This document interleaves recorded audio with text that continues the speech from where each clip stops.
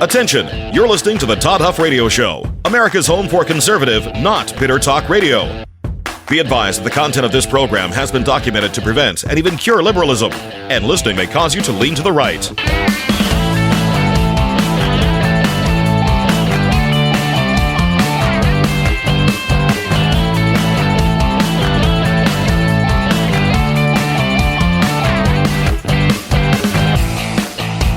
Here's your conservative, but not bitter host, Todd Huff.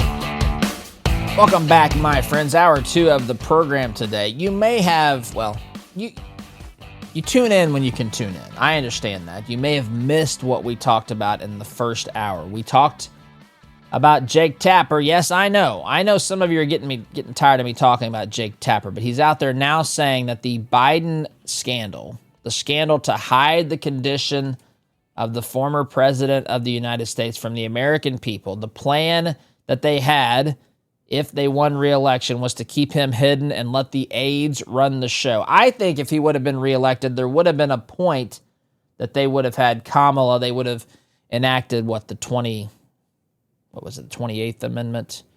That's not right. 25th.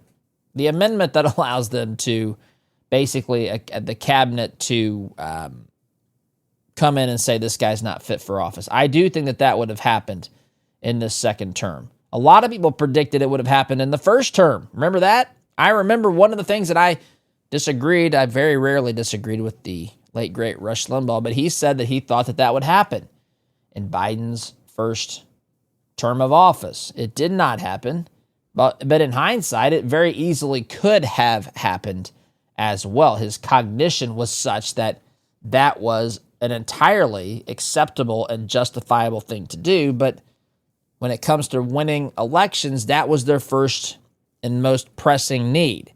And so if you pull Biden out and you put Kamala up and you realize our chances were better with Biden, think about that. Let that sink in for a minute. They believed, their calculus, their math was that we have a better chance with a guy that doesn't know where he is, what he's talking about, a guy that we hide from the American people. We have a better chance winning with this guy. That was the initial calculus. We have a better chance winning with this guy than we have with anybody else in our party. And I think that should be talked about more. In fact, we might talk about that and really hammer down on that for a minute. That's an important point. But that was the decision that was made. And they decided that they would hide things from the American people. And they were able to do this because there was a media that was complicit, 100% complicit, my friends. They were completely complicit. They may not have known the degree. That's up for debate. They knew that there was something very wrong with Biden. They might not have known the degree, but it wasn't just that this guy has, occasionally misspeaks. They knew all the way back in 2020, before 2020. Anyway, that's where we're headed here. I've got a soundbite. Jon Lovett actually admits that he kept silent about Biden because he wanted him to, as he put it, effing win the election. And the New York Times is out there wondering where the left goes from here. The left is looking for a shadow cabinet. That's all in the stack of stuff. I'll get to as much of this as possible. Friends, are you tired? Are you tired of spending your hard-earned dollars to support businesses that turn around and support leftist causes? Because that's aggravating and that's frustrating. By the way, that's one of the reasons why I encourage you to not buy this stupid book. And I know that I'm not trying to use reverse psychology. I don't get anything if you buy this book. Actually, I feel disappointment if you buy Tapper and Thompson's book here. Because I'll tell you everything that's in the news I can find about this book. I'll tell you as much about it as I can. That's my commitment to you, so you don't buy the dumb thing. But just like we don't want to reward people from hiding information from us when it mattered most, which is what happened in 2020 or 2024, I should say. Now they want to profit off of it. In a similar manner, it's discouraging to do business with companies, to give money to companies when we buy products and services who take those and then give those to leftist causes. That's why we created Freedom Marketplace. This is a free searchable directory of businesses that share your conservative principles and your conservative values. These are businesses that have made a promise, taken a vow not to support leftist candidates and leftist causes. If they do such a thing, they will be booted from said directory. These are just good patriotic businesses that are pushing in the same direction as you and I. So check it out. freedommarketplace.net is the website. freedommarketplace.net, totally free, liberty and business for all, my friends. So let's hit on that point I raised in the opening portion of this hour. I said the initial calculus was that the Democrat Party had decided that a individual who had major cognition problems that they had to hide from the American people, that they weren't going to really allow to campaign, they thought that that was a better candidate than anyone else. Hear me say this. They had every opportunity to pick anyone else. So when they come out, when it's time to trot out their candidates in 2028, just remember that none of those candidates, not a single one of them, even if they bring back the great sexy Martin O'Malley, none of those candidates were better in their estimation in 2024 than Joe Biden, who had major cognitive issues. They knew this too. They thought the better strategy, the better game plan was to have the guy that they had to write notes on paper to say, call on this journalist. They thought that the guy who forgot what the Declaration of Independence was, the guy who fell face planted basically, well, definitely did on the stage of the United States Air Force Academy when he face planted after giving a speech to, I think, graduates there. They thought the guy that they had to mark X's on the ground. You go stand over there, Mr. President. The guy that shuffled around, the guy that mumbled, the guy that couldn't handle any questions that had more difficulty than the typical, what's your favorite ice cream kind of question. That was their best candidate. He was the cream of the cream of the crop, the creme de la creme, right? That's who they said. So no, Pete Buttigieg wasn't better than the president who had cognition problems. Amy Klobuchar wasn't better. Pocahontas, and yes, I can say that because I am a direct descendant. Some of you think I'm joking about this. I truly am. Direct descendant, 13th great-grandmother. My 13th great-grandma, proven by genealogy, proven by science, proven by actual genealogists and their work. My 13th great-grandmother is Pocahontas, making my 14th great-grandpa, Powhatan, who was a chief, a leader of the Indian nation in the Chesapeake Bay region, in the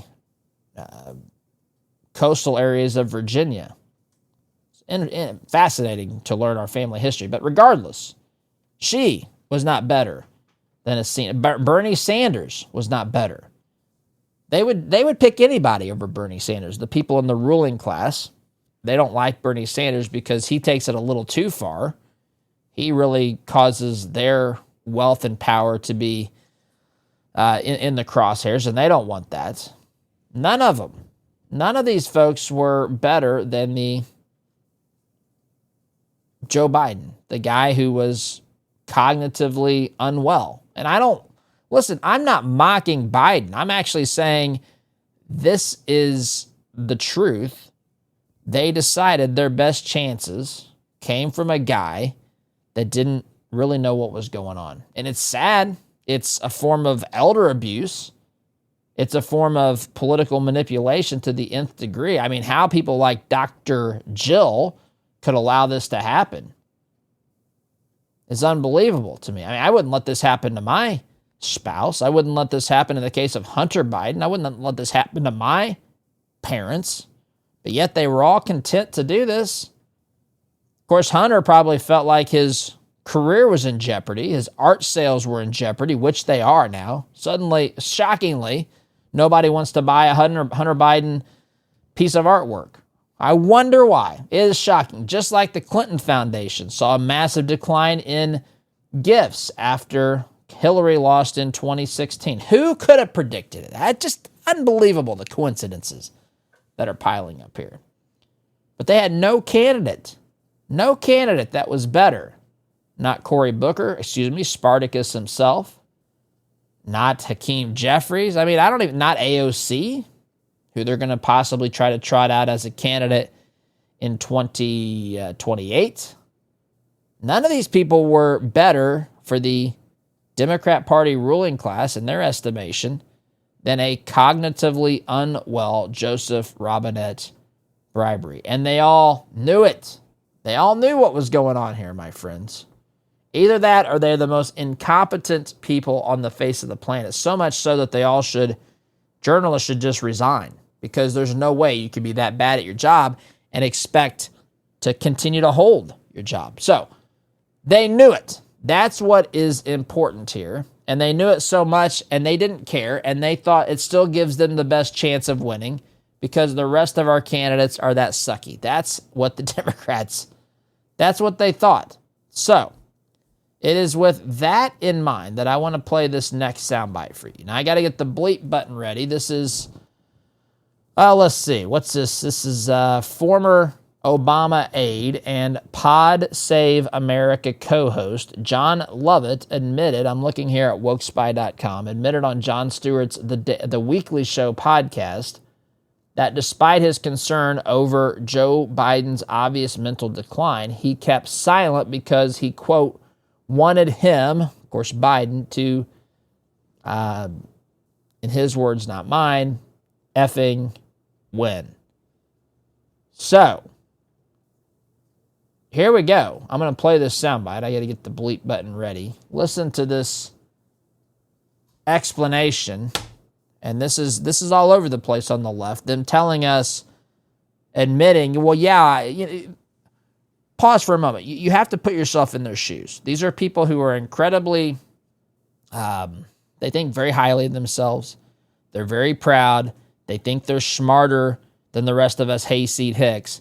And so now they've been exposed. Now this book, or these series of books that have been written with people saying that there were lots of problems inside the Biden White House. People knew that Biden had a cognitive problem, but they hid it from them. See, the journalists are out there saying we didn't know. And they have to say that. They have to say that. Look, they go through and they map all this out. They think, what strategically should I do? Right? The administration is now admitting that people inside knew. So now I have a choice to make. Do I say that I knew? If I say that I knew, then people are going to say, why didn't you tell me? Why did you hide this from us? Why were you supporting what was going on? Why weren't you holding truth to power? Why weren't you doing your job as a journalist? Why weren't you sounding the alarm bells? Why weren't you telling people that we have someone in the White House who's not fit to be making decisions? See, I don't know if there's any way around that. Right now, you've basically said you're corrupt. You're not worth trusting. Now, there are people that have come back from stuff like that. I'm reminded of Brian Williams, who told his viewers that he was in a helicopter that was taking fire. It never happened.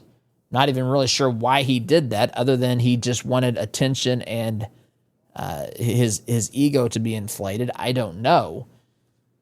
But people have come back from that. He's got a job, or he had a job. I don't know if he still does, of course, at MSNBC. So I don't know if that's really coming back or not. But the bottom line here is you either admit that you knew this, or you admit that you didn't see it. Now, on paper, it sounds like, well, it's easy. I don't want to tell people I was part of the corruption. I want to tell them I wasn't part of the corruption. Okay. So now you're stuck with the reality that people like this guy named Todd Huff, a hayseed hick with a talk radio show and podcast, and lots of other people, by the way, average Americans, people who were bloggers, other talk radio show hosts, other conservative commentators, saw this coming from a mile away. Are they smarter than you? Oh boy, they can't admit that. They can't admit that. They can't admit that they were outwitted by people like us, because we're stupid in their estimation. They're the smart ones. We're the ones that have to have things explained to us. We're the ones who can't figure things out. We're the ones who have to be told to, that we're hurting our democracy. We're the ones who have to be told that we're supporting Putin by supporting Trump and all this sort of stuff. We're the ones that they're trying to talk down to. We're the ones that they're mocking. We're the ones that they are blaming. So they can't admit that. So where he's settling here, where Mr. Lovett is settling here, is to say, I knew it, but I made a decision. I wanted him to win. Because the other guy was a Nazi, right? I mean, what am I supposed to do? Now if I make the choice between supporting a guy that has mental acuity problems, but yet he stands on the side of our democracy, which is a weird thing to say because, of course, why would you vote for... Is it really democracy to vote for a guy that's not going to be involved in the decision-making process? Does that sound like democracy to you, Mr. Lovett? Now, that's thinking about it a little bit more than a lot of the low-information voter will think about it. But at least now it gives him some sort of cover here.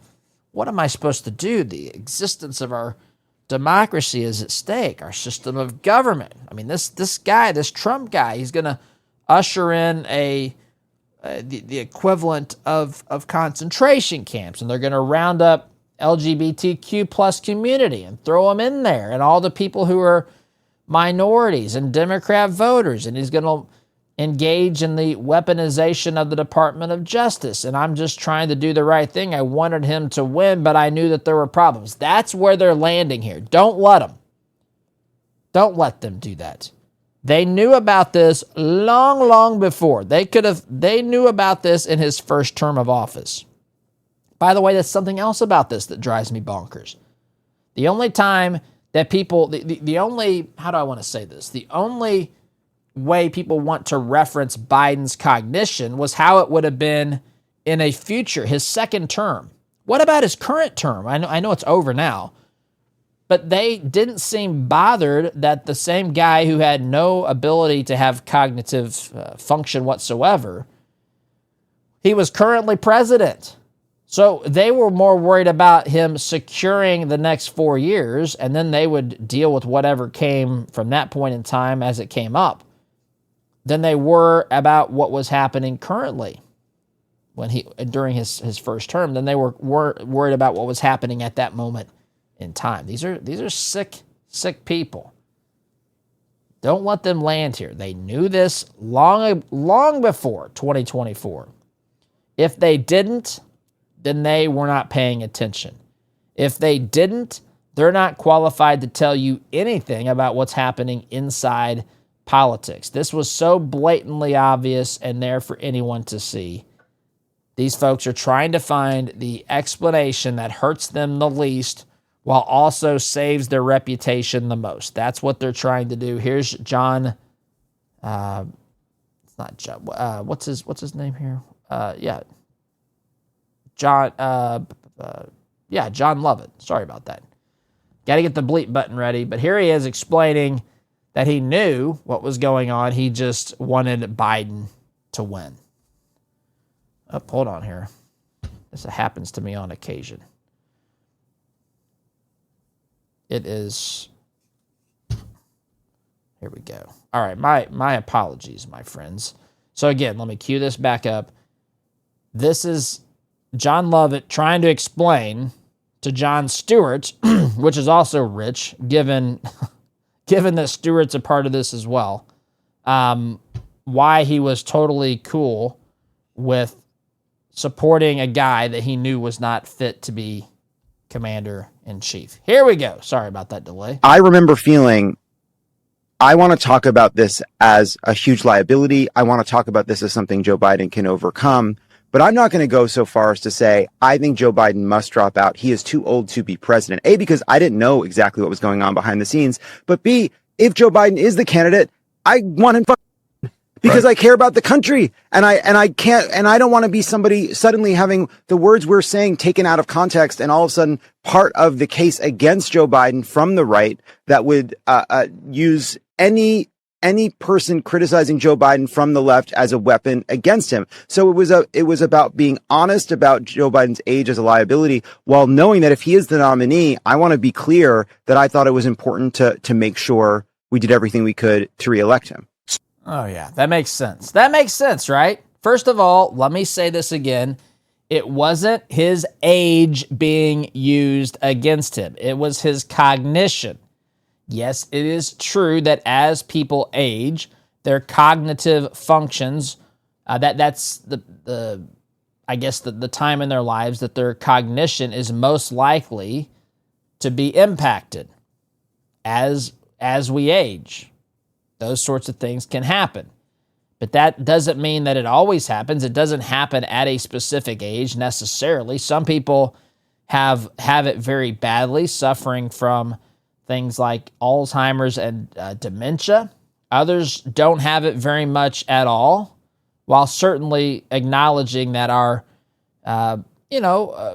mental fitness can slow as we age. It doesn't mean that that's not what was going on here. This was a guy that had lost his ability to communicate and to think and to make decisions. That's what happened. They knew this. They did not care that there was a guy in the White House that wasn't able to make decisions. They would rather you vote for somebody.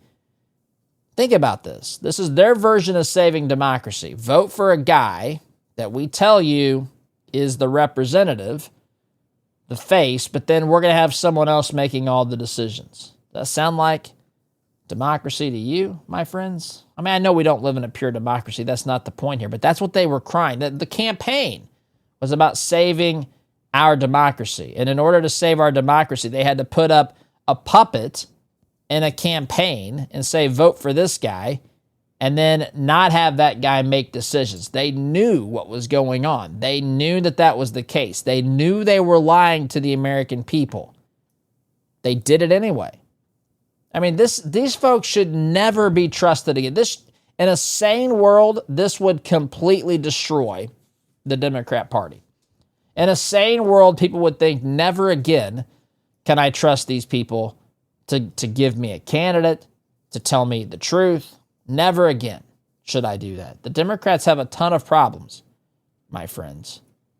They're just scratching the surface. They're trying to admit to as little of this as possible, while at the same time making it look like they've come clean. This is a ruse. This is a game. This is a ruse in a game that's designed to personally enrich them, my friends. Don't do it. Don't fall for it. Timeout's in order here. I want to talk about the state of the Democrat Party here on the other side of the break. In the meantime, sit tight, my friends. You're listening to Conservative, Not Bitter Talk. I'm your host, Todd Huff. Back in just a minute. Welcome back, my friends. We can't let these folks get away with this. This, again, is not about retribution. This is about fixing an underlying problem. Fixing a problem, which, again, we're fighting a battle on multiple fronts. I call it the 7 pillars of propaganda. I talk about this on the program on a regular basis. But there are 7 what I call pillars of our society. This is built upon, by the way, Rush had come up with a term called the 4 corners of deceit. The 4 corners of deceit. And he said these are the areas that people use, the left uses in our society, in our culture, to lie, to deceive the American people. And I've added a couple to this. I now call them the 7 pillars of propaganda. These are pillars of our society that the left has taken over and that they use to subtly, or sometimes not so subtly, force their morally bankrupt worldview on the American people. And in no particular order, here are those 7 areas. Government. This refers to politicians. This refers to the bureaucratic state, the swamp, the deep state, whatever you want to call it. This is dark politics. This is all the just absolutely filthy stuff that happens in government. It's what people hate about government. Number 2, academia. This spans a large group when it comes a group of publicly funded or public education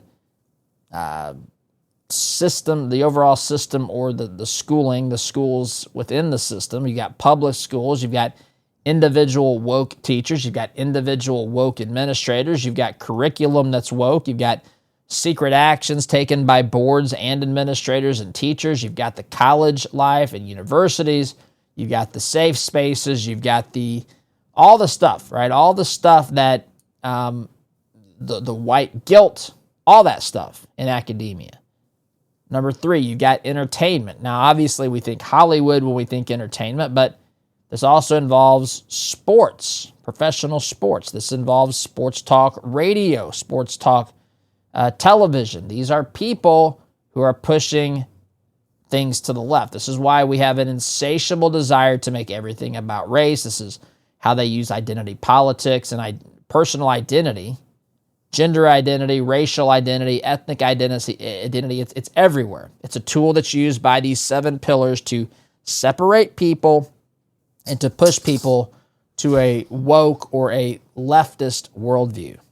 4th, we've got the good old media. Now, this includes the traditional media. I would say it's the woke media. These are people that we've been talking about, right? This is one of the 7 pillars of propaganda here. Actually, there's the intersection of 2. You've got the government, which in this case was the Biden administration, and how the administration was lying to us, deceiving us about the condition of Biden. And you have the media here, who was effectively acting as the PR firm of the Democrat Party, protecting the story about Biden, making sure we didn't know this prior to the election. That was the plan anyway, until the wheels came off during the debate last summer. Number 5 is science. Now, science itself, just like any of these things, media itself can't really be, true media is what it is, right? Media would be the sharing of information, the reporting of what's happening wherever in our state, country, government, world, whatever. So media is, the idea of media isn't corrupted. It's the people who are running the media who are using that to manipulate and lie to us. Science is science. Science can't be changed or manipulated by man. Instead, the people running science can use it to manipulate and lie to us. This would include publicly funded institutions. This would include politically motivated research. This would include the technocrats, which of course is another form of a totalitarian government where you give power to the few to tell the rest of us how to live. Science is being used by the left to push propaganda. Woke business is another. Woke business. This is where you have things like DEI, affirmative action. This is where a lot of those things, you have forced vaccinations, right? So you'll see collusion between these 7 pillars of propaganda to push people further left and to take control of their lives even more, empowering those on the inside of these pillars while subjugating the rest of us to their whims and desires, those of us outside these institutions. And the last would be big tech. That would include social media, tech firms, etc. These are the 7 pillars, and these pillars are run by leftists, and we have to fight this battle on multiple fronts. And, I'm not saying every person has to fight every battle on all these fronts. We all have our place, right? I would like to see people who are in the entertainment industry, maybe people who are in film. In fact, I know a couple of folks who are trying to make a dent in this. Groups of people who are trying to have entertainment that is more wholesome and not as vile and morally bankrupt as what we see coming out of Hollywood today, right? So there are different ways to address this. Media, there are citizen journalists out there. There are small media companies. There are journalists who are trying to do real journalism, but they're in the minority. They're on the fringe, candidly, because it's so much better for a lot of these folks to sell out and to say, look, I'm not here to tell the story. I'm here to push a narrative. That's how people in the media think. They're here to push people to come to a certain conclusion. That's what's going on. That's not media. Well, if it's done under the guise of journalism, that is propaganda. But if it's done openly, I mean, I'm a editorialist. I'm an opinion guy. I'm not a journalist. People mistakenly say that all the time. They have such a confusion on what journalism is. I'm not here to tell specifically what happens, although we certainly tell to the best of our ability what's going on in the world today. But we talk about what's going on from that starting point, and we talk about what I think is the right conclusion to draw. But I'm not doing it. I'm not telling you. I'm only giving you facts, and that, basically you're wrong if you don't accept the conclusion. That's not how we approach this. I tell you, this is what I think. This is why I think it. I'll jokingly say you should agree with me. I mean, I think you should agree with me, but I also respect your ability not to, right? The left doesn't do that. The left would rather pretend that they're telling you the news and try to get you to consume that information and draw a certain conclusion. That is deceitful. That's unacceptable. And so as we look at what is happening here, what we're up against, it's obvious that we are in a world where we're fighting these battles on multiple fronts. And Jake Tapper and Alex Thompson are trying to save face for themselves, but also for the media at large. And instead of the media going down with the government here, and besides the government going down with how Biden's situation was handled, and even instead of the Democrat Party going down with it, they want to say it's an isolated example of specific individuals within the Biden circle, the Biden inner circle. These are the folks that should be held accountable. No one else, nothing else to see here. We were misled. We're here to tell you the truth now. Do not buy it for a second. Do not buy it for a second. They're fighting to keep these 7 pillars of propaganda in working order. That's what they're fighting to do. So, that's, excuse me, that's effectively what has been admitted.